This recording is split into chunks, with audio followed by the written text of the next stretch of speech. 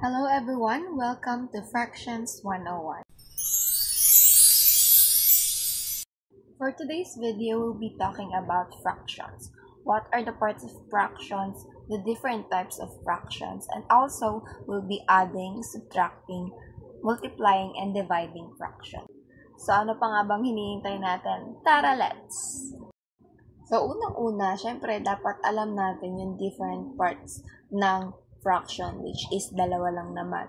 The numerator and the denominator, na madali lang naman i-distinguish. Yung numerator, ito yung nasa taas ng fraction, and then yung denominator, ito naman yung nasa ibaba ng fraction. Next, sum of the common types ng fraction. So, tatlo lang yung in-include natin dito. Yung proper fraction, improper fraction, and then yung mixed numbers. Pag sinabi nating proper fraction, ito yung madalas nating nakikita somewhere. Ang nasa taas or ang numerator is mas mababa kesa sa denominator. Nakabaliktaran naman ng improper fraction. Pag sinabi naman natin improper fraction, ang numerator naman niya is mas mataas kesa sa denominator. And of course, meron din tayong mixed numbers. Yung mixed numbers, ito yung may whole number and then may kasama siyang fraction. Hence, it was called mixed numbers. So, bago tayo dumako sa pag-add, pag-subtract, or pag-multiply and divide ng fractions, punta muna tayo sa pagko-convert ng improper fractions to mixed numbers and pagko-convert ng mixed numbers into improper fractions, which is magagamit natin later on. So, focus muna tayo sa improper fraction na gagawin natin mixed numbers. Here, we have an example of 7/5. So, kung matatandaan yung mixed numbers, ito yung whole number na may kasamang fraction. So, para magawa natin siya into mixed numbers, si 5 or yung ating denominator, yan na yung ating magiging denominator mamaya para sa i-convert natin na mixed numbers. So, ang missing na lang natin is yung whole number and also kung ano yung numerator niya.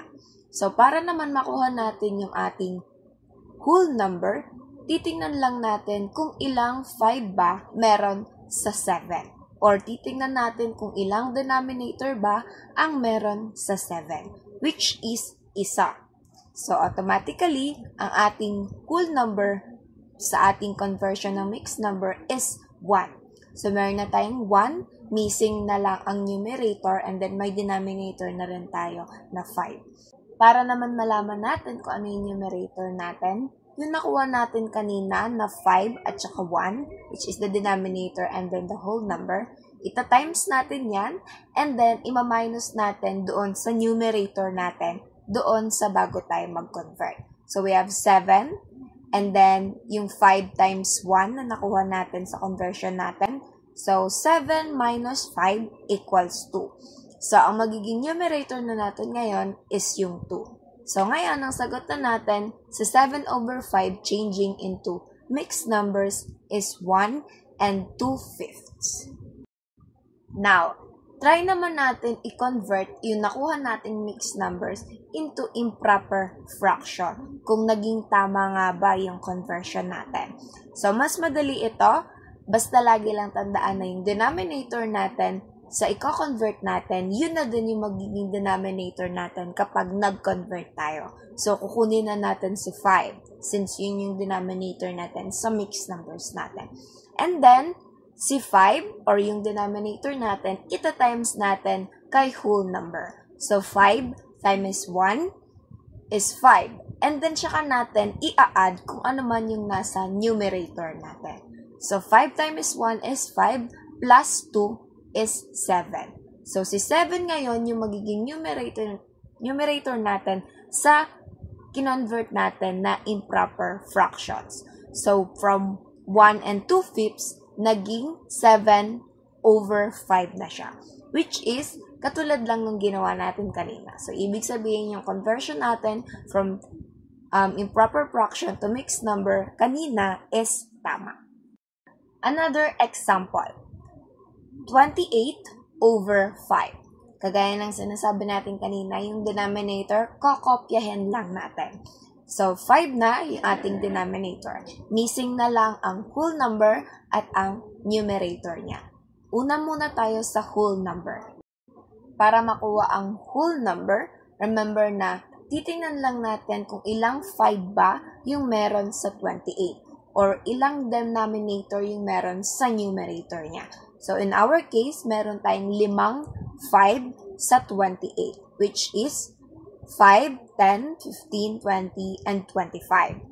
So, 5 na ngayon yung ating whole number. So, missing na lang ngayon yung ating numerator. Kagaya ng sinabi ko kanina, if ipag-multiply lang natin yung nakuha nating whole number and denominator, which is 5 and 5, and then ima-minus natin siya sa current numerator natin, which is yung 28.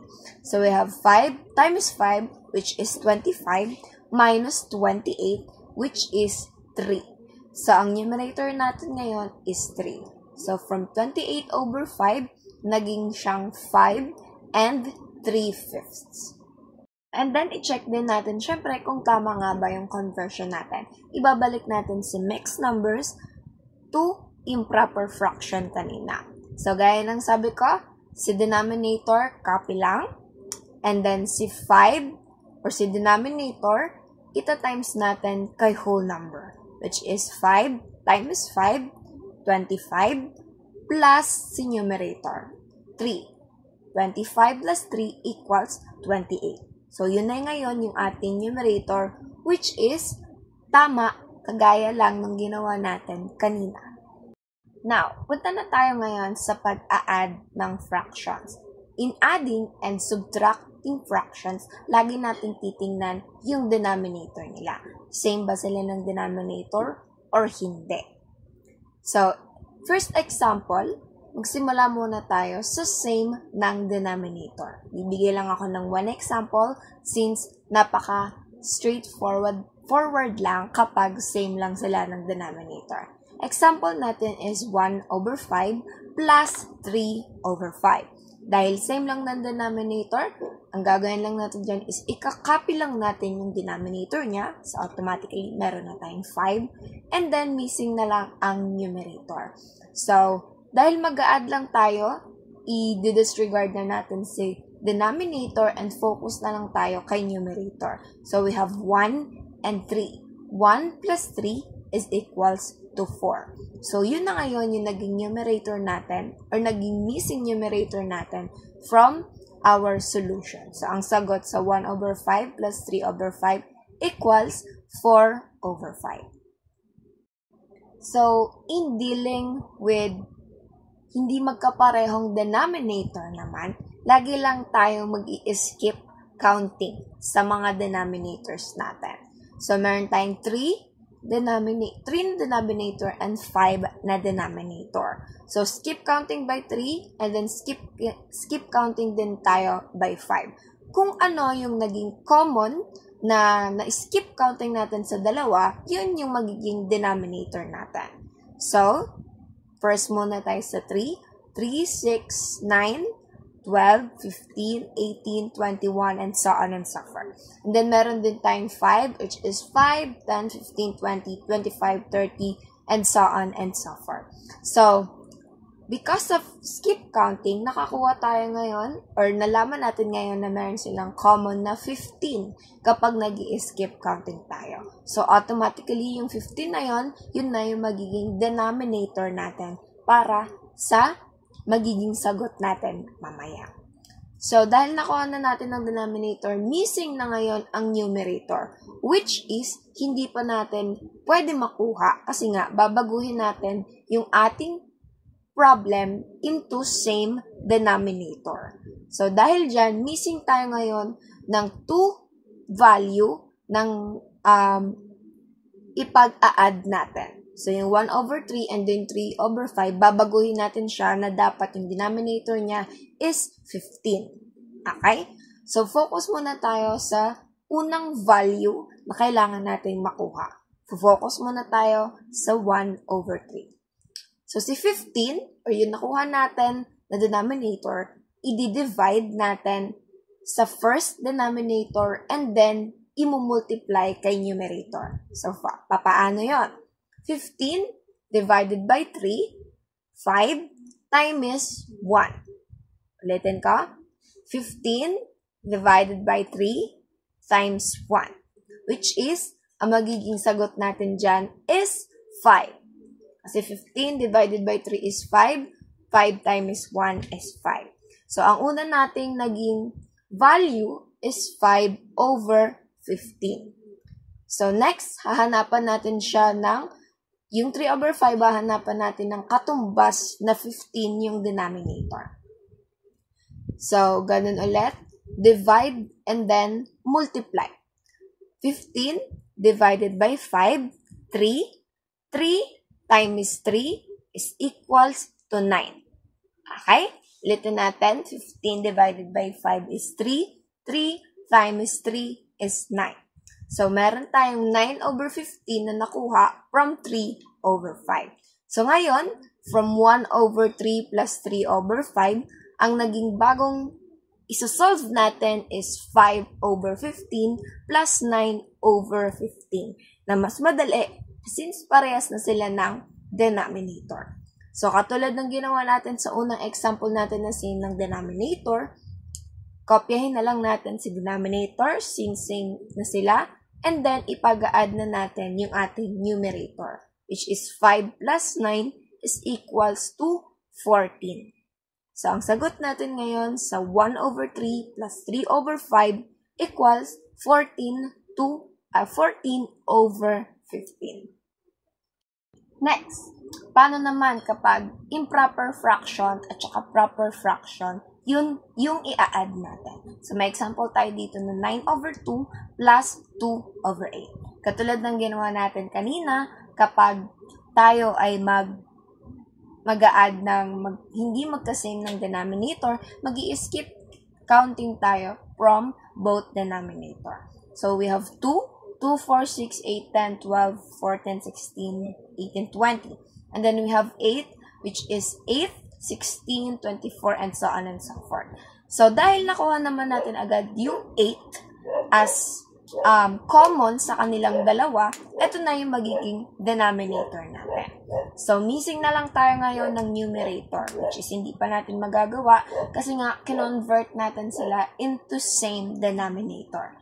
So, katulad ng ginawa natin kanina, hahanapin natin yung dalawang value na ipagpa-plus mo bago tayo tumuloy sa magiging sagot. So, katulad kanina, divide and then multiply. So, 8 divided by 2 is 4. 4 times 9 is 36. Ulitin natin, yung ating first value is 36 over 8. Na paano nangyari? 8 divided by 2 times 9. 8 divided by 2 is 4. 4 times 9, 36. And then, another value, 8 divided by 8 is equals to 1. 1 times 2 is equals to 2. So, ang another value natin is 2. Ulit, 8 divided by 8 is 1. 1 times 2 is 2. So, ang ating another value is 2 over 8.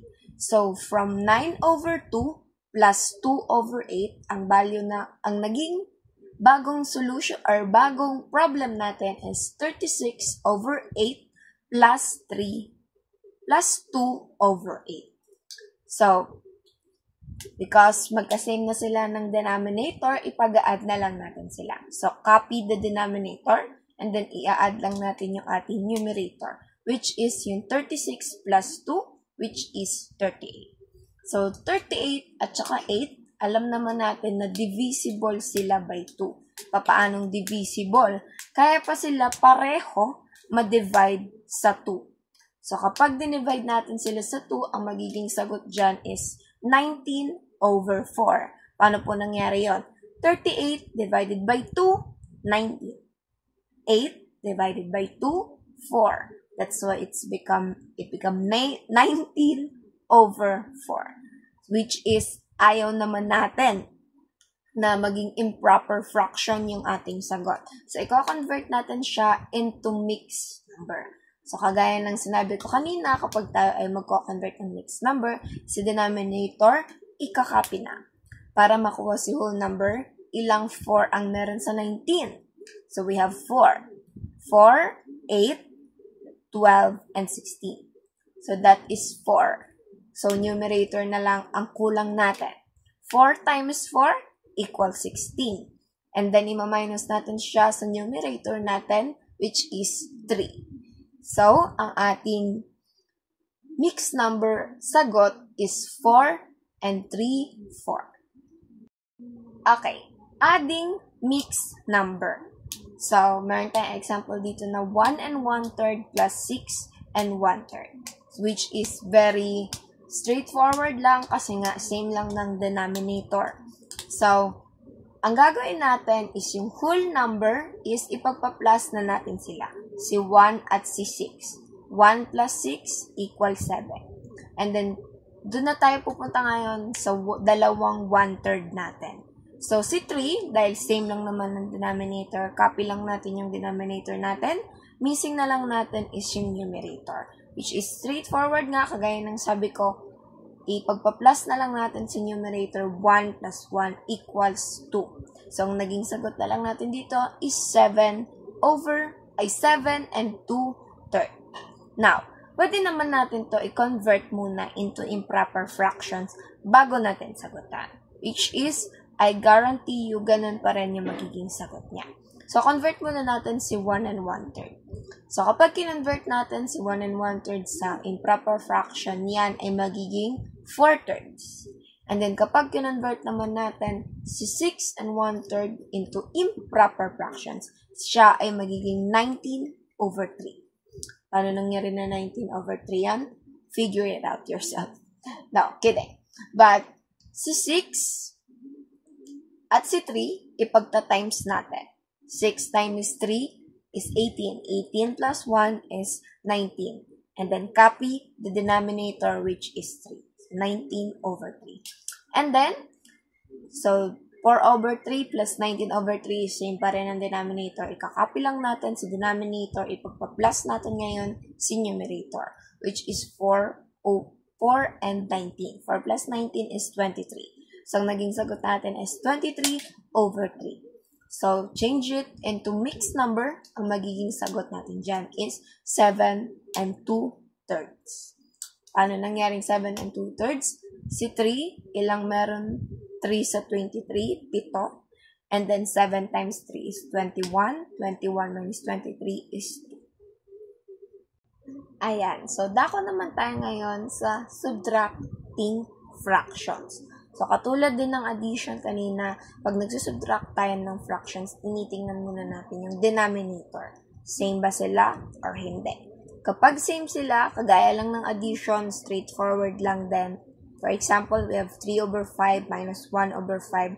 Copy the denominator and then isusubtract natin yung numerator natin. So, 3 minus 1 equals 2. Paano tayo kapag magkabaliktad? Si 1/5 na una bago kay 3/5. Nangyayari lang yan, magkakaroon ng negative si 2. So, dahil 1 minus 3 equals negative 2. Okay? Ganun lang siya ka-straightforward. Next, paano naman kapag magkaiba sila ng denominator? Same techniques or same mechanics kapag nag-a-add tayo ng fraction. So, we have an example here of 3/5 minus 1/3. Katulad lang din to na example natin kanina sa fraction. Titingnan natin ngayon, alin ba yung number na mababanggit pareho sa kanila kapag nag-skip counting tayo. Which is, naano na natin yun kanina, yung 15. Okay? And then, since meron na tayong denominator, missing na lang natin is yung numerator niya. Which is, hindi natin magagawa since nagko-convert pa nga tayo ng another problem, another equation. Kumbaga, babaguhin natin equation natin from magkaibang denominator to same denominator. So, katulad pa rin ng drill kanina, divide and then multiply. So, si 15 divided by 5 is 3. 3 times 3 is 9. So, yun yung una nating value. And then another one is 15 divided by 3, 5. 5 times 1 is 5. So we have 9 minus 15 minus 9 over 15 minus 5 over 15.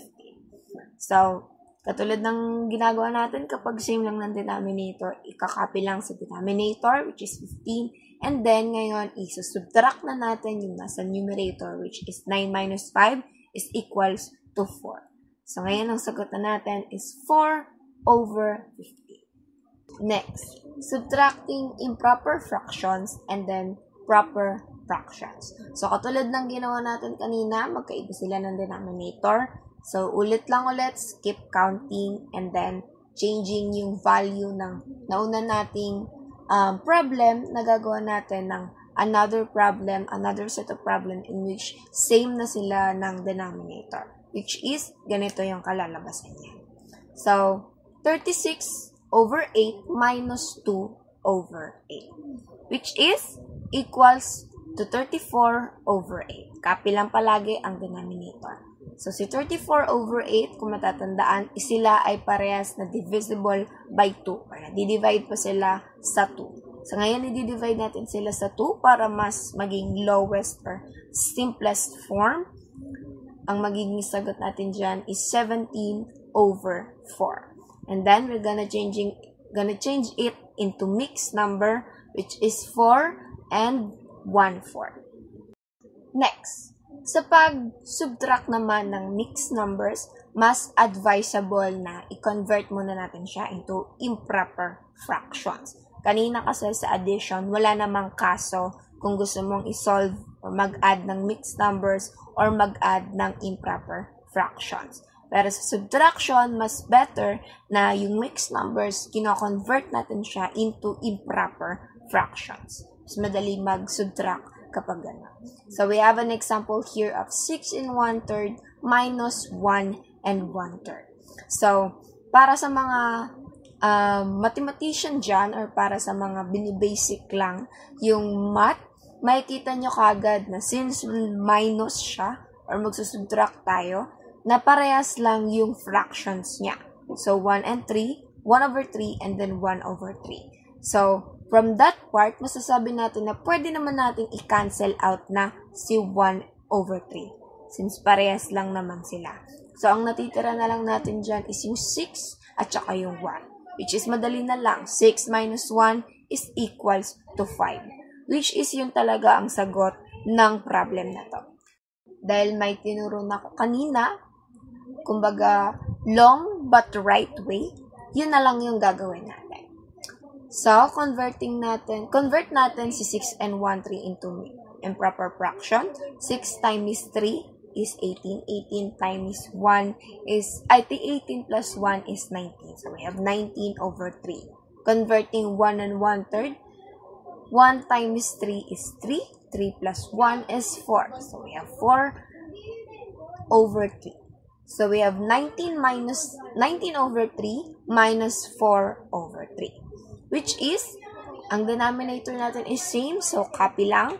And then we have 19 minus 4, which is 15. So, 15 minus 3. So, itong dalawa naman ay parehas na divisible by 3. Or kaya pa silang ma-divide sa 3. So, 15 divided by 3 is 5.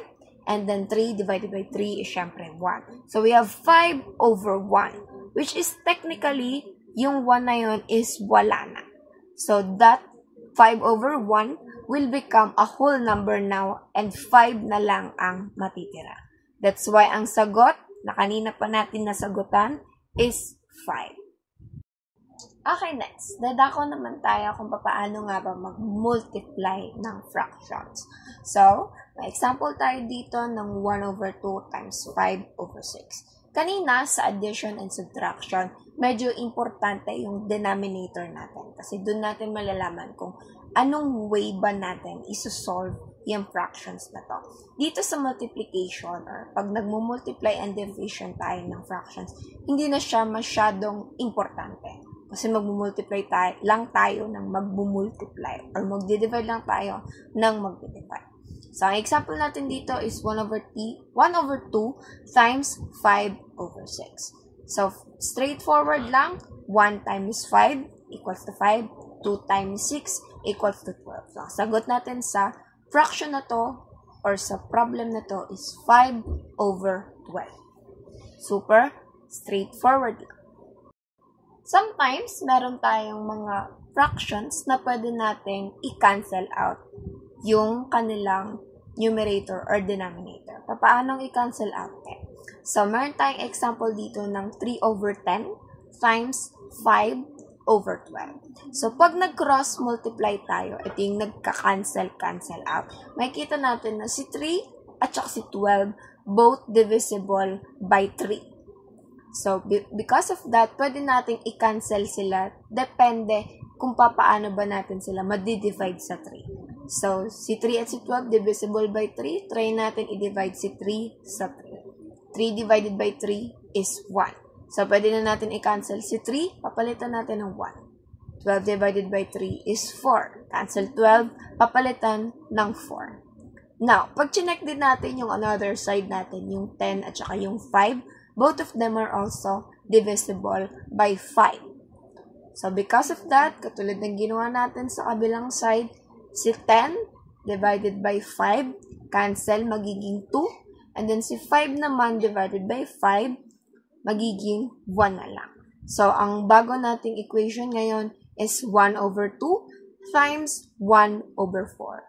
Which is, katulad lang ng ginawa natin kanina, straightforward, 1 times 1 is 1, 2 times 4 is 8. Mas madali lang kapag nagka-cancel ka, but hindi siya masyadong kailangan. Okay? Kung gusto mo, pwede mong straightforward na 3 times 15 and then 3 times 5 and then 10 times 12. Wala naman problema. But, since magkakaroon ka pa ng mga divide, kasi kailangan mo is yung simplest form or yung lowest form na wala ka nang madidivide sa numerator and denominator mo. So, mas maganda na nagka-cancel ka na bago ka pa mag-multiply. Next, multiplying fractions sa whole number. So, kapag magmumultiply tayo ng fraction sa whole number, si whole number, lalagyan natin ng denominator na 1. So, example natin dito, 3 times 8 times 2. Alright, nang sabi ko kanina, lalagyan natin si whole number ng 1. Ngayon, yung bagong problem natin is 3 over 8 times 2 over 1. So, checking tayo or nagko-cross multiply tayo kung meron ba tayong maka-cancel, which is nakikita ko na meron tayong 8 at saka 2, which is both divisible by 2. So, cancel muna tayo sa 8 over 2. 8 divided by 2 is 4. Cancel si 8, magiging 4. And then 2 divided by 2 is 1. Cancel si 2, magiging 1. So, meron tayo ditong 3 over 4 times 1 over 1. Which is, kapag inano natin, pag in straightforward multiplication natin, yan ay 3 over 4. Kasi 3 times 1 is 3 and 4 times 1 is 4. So, ang sagot natin sa problem na to is 3 over 4. Next, multiplying mixed numbers. So, kagaya sa subtraction kanina, mas better na i-convert muna natin si mixed numbers into improper fractions bago natin siya i-multiply. So, may example tayo dito ng 2 and 1/3 times 5 and 2/5. Converting it to improper fractions, magkakaroon tayo ng problem na 7 over 3 divided by 27 over 5. So, checking tayo kung meron ba tayong maka-cancel out, which is meron yung 3 at saka 27 is both divisible by 3. So, cancel na natin sila para mas baba yung ating mga value. 3 divided by 3 is 1. 27 divided by 3 is 9. So, ang bago nating problem ngayon is 7 over 1 times 9 over 5. So, straightforward multiplication. 7 times 9, 63. 1 times 5 is 5. So, 63 over 5 ang sagot natin, which is kapag kinonvert natin into improper fractions, yan ay 12 and 3/5. Next, dividing the fractions. So, kagaya ng sabi natin kanina, kapag nag-divide and multiply tayo ng fractions, hindi natin kailangan tingnan yung denominator natin, kahit same man sila or hindi. So, sa dividing fractions, lagi lang natin tatandaan yung tatlong step. Keep, change, and flip. So, papaano yan? So, sa dividing fractions, meron tayong 2 over 9 divided by 1 over 3. Sabi ko kanina, keep, change, and flip. So, i-keep natin si 2 over 9. And then, si division na sign, machi-change siya into multiplication. So, yun yung tawag natin na change. So, we have keep, change, and then flip. Pag sinabi natin flip, yung dividend natin or yung pangalawang value na i-divide natin is i-reciprocate natin. Kumbaga, pagbabalik na rin natin siya. So, si 1 over 3 magiging 3 over 1. So, from 2 over 9 divided by 1 over 3, ginawa natin yung keep, change, and flip. Naging 2 over 9 times 3 over 1 na siya. And then, after that, saka natin siya gagawin. So, naging multiplications na yung ating division. So, titingnan natin kung meron ba tayong makakancel na or pwede pa tayong mapababa na numbers. Kagaya ng ginagawa natin kanina sa multiplication, which is 9 at saka yung 3. Both divisible by 3. 9 divided by 3 is 3. 3 divided by 3 is 1. Straightforward division, or straightforward multiplication rather. So, times 1 is 2, 3 times 1 is 3. Next, dividing fractions and whole number. Kagaya ng ginawa natin kanina sa multiplication, nilagyan natin si whole number ng 1, ng denominator na 1. So, ganun din yung gagawin natin dito.